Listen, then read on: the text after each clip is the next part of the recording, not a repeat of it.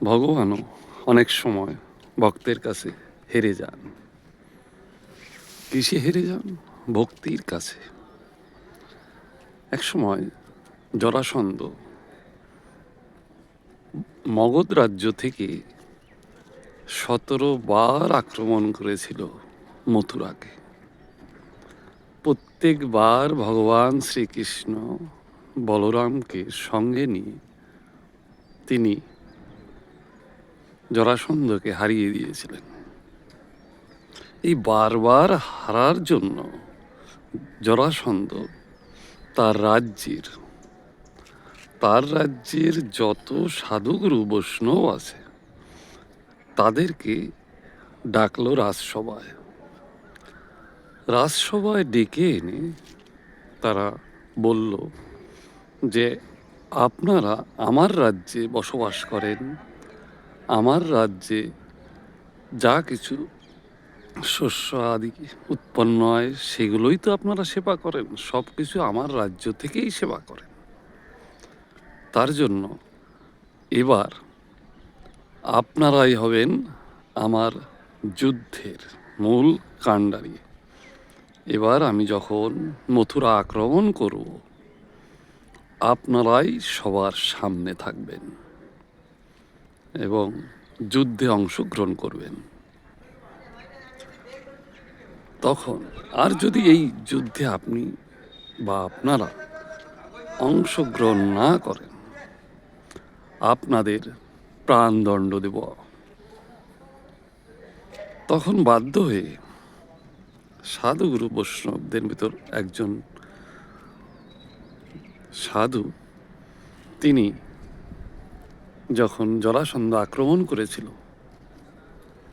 ফিরে আবার 18 বার তখন সবার আগে সেই মহাত্মাকে মূল রথী হিসেবে এগিয়ে দিলেন জরাসন্ধ। যখন সদল বলে জরাসন্ধ আক্রমণ করলেন আবার মথুরা, এদিকে ভগবান শ্রীকৃষ্ণের কানে গেল যে জরাসন্ধ আবার আক্রমণ করেছে মথুরাকে। তখন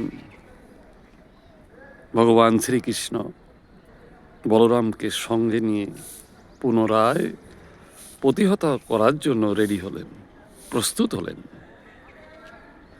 তখন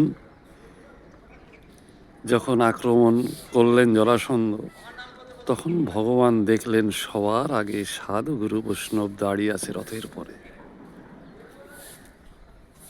তখন সেই মহাত্মা বলছেন, ভগবান আপনি তো ধর্মের প্রতিষ্ঠা করার জন্য সাধুগুরু বৈষ্ণবদের রক্ষা করার জন্য এই ধরাধামে অবতীর্ণ হয়েছেন।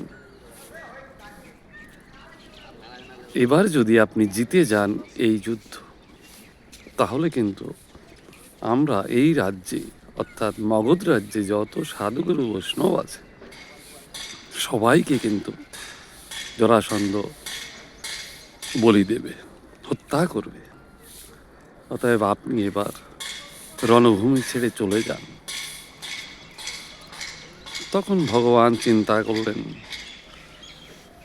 সাধুগুরু বৈষ্ণবকে রক্ষা করার জন্যই তো আমার এই ধরাধামে অবতীর্ণ। এইসব কথা চিন্তা করে ভগবান রণভূমি ছেড়ে চলে গেলেন। তার জন্য সেই সময় বলা হয় রণ ছোড়কর ভগবান, অর্থাৎ রণভূমি ছেড়ে ভগবান চলে গেছিলেন। হরে কৃষ্ণ, রাধে রাধে। ভালো থাকবেন। চ্যানেলটি ভালো লাগলে সাবস্ক্রাইব করবেন। হরে কৃষ্ণ।